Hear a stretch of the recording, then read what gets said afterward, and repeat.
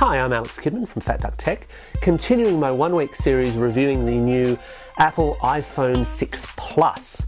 Now, for those just joining, I'm reviewing the thing over a week. I have switched out my regular Android phone for an iOS device.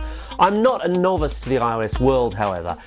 Over the course of smartphone history, I've probably had an iPhone in my pocket more than any other, but in more recent times, I've tended towards Android handsets. So I'm also quite familiar with large screen phones.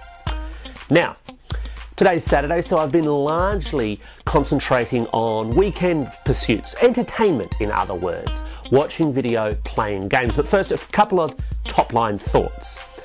The battery life on the iPhone 6 Plus is greatly improved. I haven't actually recharged this since I set it up yesterday. That's how good it is compared to previous iPhone models. Yes, lots of other large screen phones do the same kind of trick because, of course, as soon as you increase the size of the body, you increase the quantity of battery you can chuck in the back. But yeah, for anyone who is particularly concerned because their existing iPhone runs out of power before the end of the day, the 6 Plus should see you through a day quite nicely. Secondly, the screen. I haven't done a full-in microscopic analysis of the screen itself, but at a purely observational level, the white balance is really nice. This is a good screen to look at. On to the entertainment aspects. Video. Video is really, really nicely handled. This is a really nice device for watching movies or TV or YouTube clips or whatever on. It's comfortable to hold, it's lightweight, the screen looks good, and it seems to manage it without chewing up too much power at all.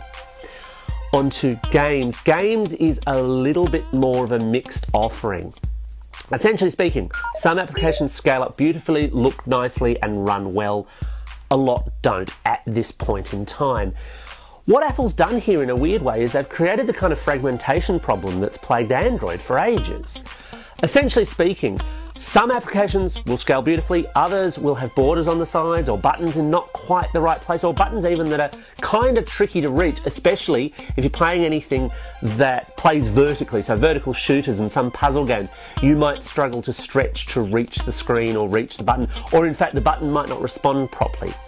Presumably, there will be a whole host of app updates which you'll have to upload to your iDevice, whether or not you've got a 6 Plus or not, that will address this, or at least I say presumably, I really mean hopefully there.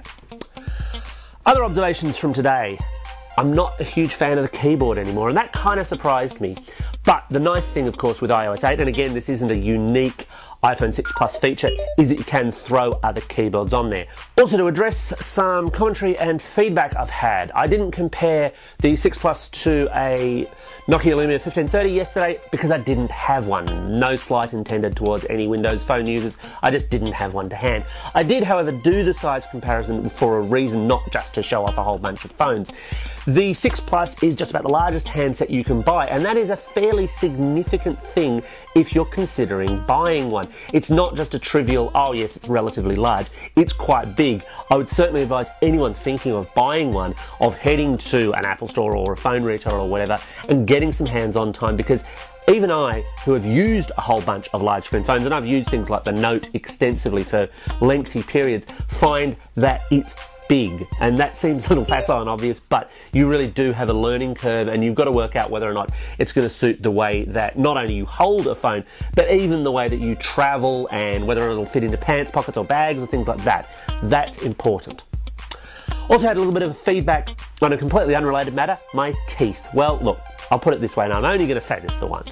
If you want to send me the thousands of dollars involved in dental surgery for whatever it is that you think's wrong with my teeth, then please feel free to do so. I'll take your money and spend it on something else.